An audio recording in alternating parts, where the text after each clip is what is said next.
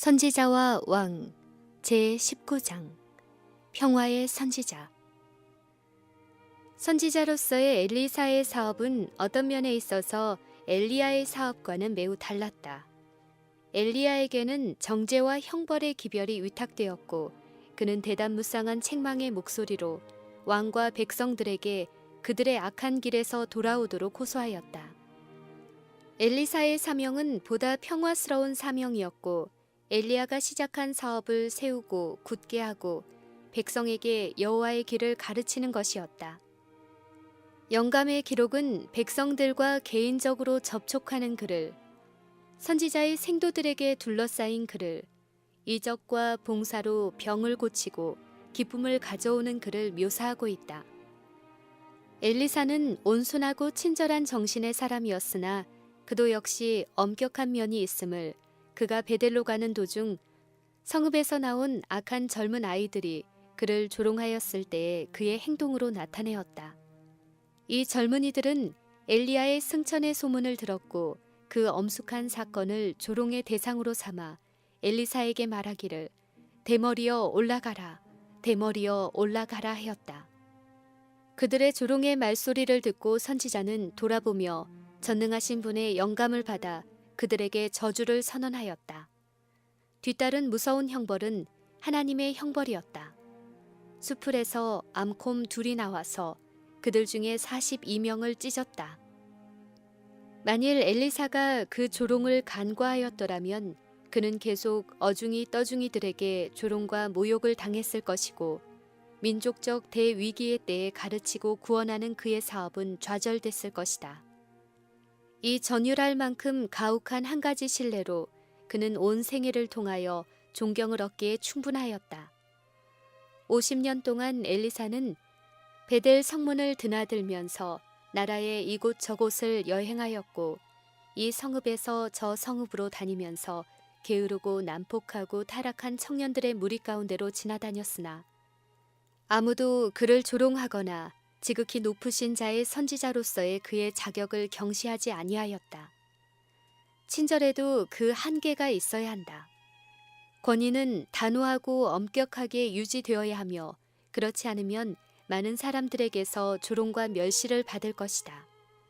부모와 보호자들이 청년들에게 보여주는 소위 부드러움과 관대함과 면죄는 그들에게 줄 수 있는 최대의 해 중의 하나이다.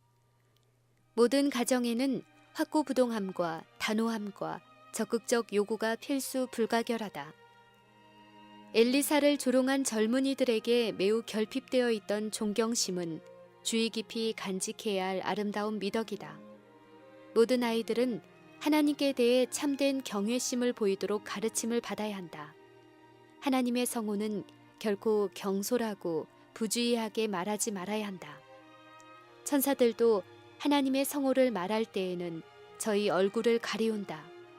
하물며 타락하고 범죄한 우리가 하나님의 성호를 부를 때에 얼마나 큰 경외심을 가져야 하겠는가. 하나님의 대리자들, 곧 하나님을 대신하여 말하고 행하도록 부르심을 받은 목사와 교사와 부모들에게 존경심을 나타내어야 한다. 그들에게 나타낸 존경으로 하나님께서는 영광을 받으신다. 예의 역시 성령의 역사 중의 하나로서 모든 사람이 개발해야 한다. 예의는 성격을 부드럽게 하는 능력을 가졌다. 그것이 없으면 사람의 성질은 난폭하고 거칠게 된다. 그리스도를 따른다고 공언하면서 동시에 거칠고 불친절하고 무례한 사람들은 예수를 배우지 못한 것이다. 그들의 성실성에는 의심할 바가 없고 정직한 면에는 의문이 없을지 모르나 성실과 정직이 친절과 예의의 결핍을 보상하지는 못할 것이다.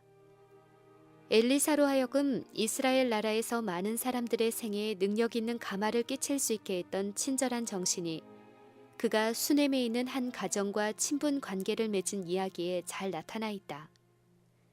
온 나라를 이리저리 여행하는 중에 하루는 엘리사가 수넴에 이르렀더니 거기 한 귀한 여인이 저를 강권하여 음식을 먹게 한 고로 엘리사가 그곳을 지날 때마다 음식을 먹으러 그리로 들어갔더라. 이 집 주부는 엘리사가 하나님의 거룩한 사람인 줄을 알고 남편에게 우리가 저를 위하여 작은 방을 담 위에 짓고 침상과 책상과 의자와 촛대를 진설하사이다. 저가 우리에게 이르면 거기 유하리이다 하였다. 엘리사는 가끔 이 휴식처에 들렀고 그 조용하고 평안한 분위기를 감사하였다. 하나님께서도 이 여인의 친절에 무관심하지 않으셨다. 그 가정에 아이가 없었으나 이제 여호와께서 한 아들을 선물로 주심으로 그 여인의 후대에 보답하셨다. 여러 해가 지났다. 아이는 추수꾼과 함께 들에 나갈 만큼 성장하였다. 하루는 더위를 먹고 그 아비에게 이르되 내 머리야 내 머리야 하였다. 그의 아버지는 사환에게 명하여 그를 어머니에게로 데려가게 했다. 곧 어미에게로 데려갔더니 낮까지 어미의 무릎에 앉았다가 죽은지라. 그 어미가 올라가서 아들을 하나님의 사람의 침상 위에 두고 문을 닫고 나왔다. 괴로운 나머지 수넴 여인은 엘리사에게 도움을 청하러 가고자 결심하였다. 그때의 선지자는 갈멜산에 있었고 이 여인은 종과 함께 즉시 그곳으로 출발하였다. 하나님의 사람이 멀리서 저를 보고 자기 사환 게하시에게 이르되 저기 수넴 여인이 있도다. 너는 달려가서 저를 맞아 이르기를 너는 평안하냐 하라 하였더라. 종이 명을 받은 대로 하였으나 고통받고 있는 어머니는 엘리사에게 당도하기까지는 슬픔의 까닭을 말하지 아니하였다. 아들을 잃은 사연을 들은 엘리사는 게하시에게 명하였다. 내 허리를 묶고 내 지팡이를 손에 들고 가라. 사람을 만나거든 인사하지 말며 사람이 내게 인사할지라도 대답하지 말고 내 지팡이를 그 아이 얼굴에 놓으라. 그러나 그 어머니는 엘리사가 자기와 함께 가기까지는 만족하게 여기지 아니하였다. 그 여인은 여호와의 사심과 당신의 혼의 사심을 가리켜 맹세하노니 내가 당신을 떠나지 아니하리이다 라고 말하였다. 엘리사가 이에 일어나 여인을 쫓아가니라. 게하시가 저희에 앞서가서 지팡이를 그 아이의 얼굴에 놓았으나 소리도 없고 듣는 모양도 없는지라. 돌아와서 엘리사를 맞아 가로되 아이가 깨지 아니하였나이다 라고 하였다. 그들이 집에 도착했을 때에 엘리사는 죽은 아이가 누워있는 방으로 가서 문을 닫으니 두 사람뿐이라. 엘리사가 여호와께 기도하고 아이의 위에 올라 엎드려 자기 입을 그 입에 자기 눈을 그 눈에 자기 손을 그 손에 대고 그 몸에 엎드리니 아이의 살이 차차 따뜻하더라. 엘리사가 내려서 집안에 한번 이리저리 다니고 다시 아이 위에 올라 엎드리니 아이가 7번 재채기하고 눈을 뜨는지라. 엘리사는 게하시를 불러 그의 어머니를 불러오라고 명하였다. 여인이 들어가니 엘리사가 가로되 네 아들을 취하라. 여인이 들어가서 엘리사의 발 앞에 땅에 엎드려 절하고 아들을 안고 나가니라. 이와 같이 이 여인의 믿음은 보상을 보았다. 크신 생명의 시여자 그리스도께서는 여인의 아들을 살려 그에게 돌려주셨다. 이와 같은 방법으로 그리스도께 충성을 다하는 사람들은 그리스도께서 재림하실 때 곧 죽음이 그 쏘는 힘을 잃고 무덤이 그가 주장했던 승리를 빼앗길 때에 보상을 받게 될 것이다. 그때의 그리스도께서는 당신의 종들에게 죽음이 앗아갔던 그들의 자녀들을 돌려주실 것이다. 나 여호와가 이같이 말하노라. 라마에서 슬퍼하며 통곡하는 소리가 들리니 라헬이 그 자식을 위하여 애곡하는 것이라. 그가 자식이 없으므로 위로받기를 거절하는도다. 나 여호와가 이같이 말하노라. 내 소리를 금하여 울지 말며 내 눈을 금하여 눈물을 흘리지 말라. 내 일에 갚음을 받을 것인즉 그들이 그 대적의 땅에서 돌아오리라. 나 여호와가 말하노라. 너희 최후의 소망이 있을 것이라. 너희 자녀가 자기들의 경내로 돌아오리라. 예수께서는 무한한 희망의 기별을 가지고 사별로 인한 우리의 슬픔을 위로하신다.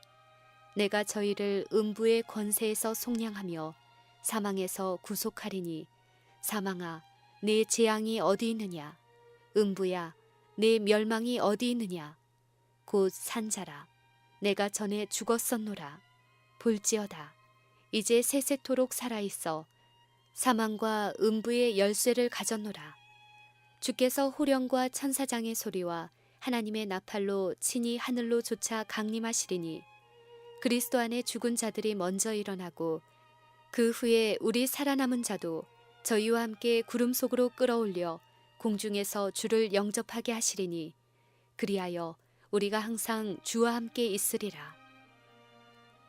엘리사는 그가 예표한 인류의 구주처럼 사람들 중에 봉사할 때에 병 고치는 일을 가르치는 일과 병행하였다. 엘리사는 그의 길고 효과적인 봉사들을 통하여 선지자교가 수행하던 중대한 교육 사업을 육성하고 진전시키기 위해 충실하고 끈기 있게 노력하였다. 하나님의 섭리로 모여든 열심 있는 젊은이들에게 그가 가르친 말은 성령의 깊은 감동과 때때로 나타나는 여호와의 종으로서의 그의 권위에 대한 의심할 수 없는 증거들로 더욱 확증되었다. 엘리사가 독이 든 국을 해독시킨 일은 길갈에 설립된 학교를 방문하던 때였다. 그 땅에 흉년이 들었는데 선지자의 생도가 엘리사의 앞에 앉은지라 엘리사가 자기 사환에게 이르되 큰 솥을 걸고 선지자의 생도들을 위하여 국을 끓이라 하매 한 사람이 채소를 캐러 들에 나가서 야등 덩굴을 만나 그것에서 들외를 따서 옷자락에 채워가지고 돌아와서 썰어 국 끓이는 솥에 넣되 저희는 무엇인지 알지 못한지라. 이에 퍼다가 무리에게 주어 먹게 하였더니 무리가 국을 먹다가 외쳐가로되 하나님의 사람이여 솥에 사망의 독이 있나이다 하고 능히 먹지 못하는지라. 엘리사가 가로되 그러면 가루를 가져오라 하여 솥에 던지고 퍼다가 무리에게 주어 먹게 하라 하매 이에 솥 가운데 해독이 없어지니라. 그 나라의 흉년이 계속되는 동안 길갈에도 역시 흉년이 들었다. 그때 엘리사는 바알 살리사에서부터 온 한 사람이 그에게 가져온 선물, 처음 익은 식물, 곧 보리떡 20과 또 자루에 담은 채소로 100명을 먹였다. 그와 함께 있는 자들에게는 음식이 심히 결핍되어 있었다. 선물이 당도하였을 때에 엘리사는 그의 종에게 말하기를 무리에게 주어 먹게 하라. 그 사환이 가로되 어찌미니이까 하나 엘리사는 또 가로되 무리에게 주어 먹게 하라. 여호와의 말씀이 무리가 먹고 남으리라 하셨느니라. 저가 드디어 무리 앞에 베풀었더니 여호와의 말씀과 같이 다 먹고 남았더라. 그리스도께서 그의 사자를 통하여 이적을 베푸셔서 굶주림을 채워주시는 일이야말로 얼마나 놀라운 친절인가. 언제나 그때처럼 뚜렷하고 잘 알 수 있는 방법으로 하시는 것은 아니었지만 그때 이후로 주 예수께서는 여러 번 인간의 필요를 공급하기 위하여 일하셨다. 만일 우리가 더욱 명료한 영적 분별력을 가졌다면 우리는 인간 자녀들을 취급하시는 하나님의 깊은 동정심을 더욱 쉽사리 깨닫게 될 것이다. 적은 것을 가지고 모든 사람을 충족하게 하는 것은 하나님의 은혜이다. 하나님의 손길은 양식을 100배로 증가시킬 수 있다. 하나님께서는 당신의 재원으로 광야에서도 식탁을 베푸실 수 있으시다. 하나님께서는 손을 대심으로 부족한 양식을 증가시켜 모든 사람을 충족시킬 수 있으시다. 선지자의 생도의 손안에 있는 떡덩이와 채소를 증가시킨 것은 하나님의 능력이었다. 그의 지상 봉사의 기간에 그리스도께서 이와 비슷한 이적을 베풀어 군중들을 먹이셨을 때 옛 선지자와 함께하던 자들이 나타냈던 동일한 불신이 나타났다. 엘리사의 종은 어찌미니까 이것을 100명에게 베풀겠나이까 하고 말하였었다. 그리고 예수께서 제자들을 향하여 군중에게 먹을 것을 주라고 명하셨을 때에 제자들은 우리에게 떡 5개와 물고기 2마리밖에 없으니 이 모든 사람을 위하여 먹을 것을 사지 아니하고는 할 수 없삼나이다 라고 대답하였다. 지금도 많은 사람들 중에 그 같은 생각이 있음은 어찌민가. 이 교훈은 각 시대의 하나님의 자녀들을 위한 것이다. 주께서 우리에게 할 일을 주실 때 아무도 그 명령의 타당성이나 순종할 때 이르러 올 노력의 결과를 묻지 말 것이다. 저희 손에 있는 양식이 필요를 채워주기에는 부족할지 모르나 주님의 수중에서는 그것이 충족하고도 남는다는 사실이 밝혀질 것이다. 종이 무리 앞에 베풀었더니 여호와의 말씀과 같이 다 먹고 남았다. 당신의 아들을 선물로 주고 사신 사람들에 대한 하나님의 관계를 충분히 깨닫는다면 이 땅에서 그분의 사업을 발전시키려는 커다란 믿음이 생길 것이다. 이것이 오늘날의 교회가 가장 필요로 하는 것이다. 아무도 눈에 보이는 재원의 부족을 한탄하는 일로 시간을 낭비하지 말라. 외적 형편은 유망하지 않을지 모르나 힘과 하나님께 대한 신뢰심은 재원을 개발시킬 것이다. 하나님께서는 감사하는 마음과 당신의 축복을 비는 기도로 당신께 가져온 선물을 옛날 선지자의 생도와 피곤한 군중을 먹이시기 위해 음식물을 증가시키신 것처럼 증가시키실 것이다.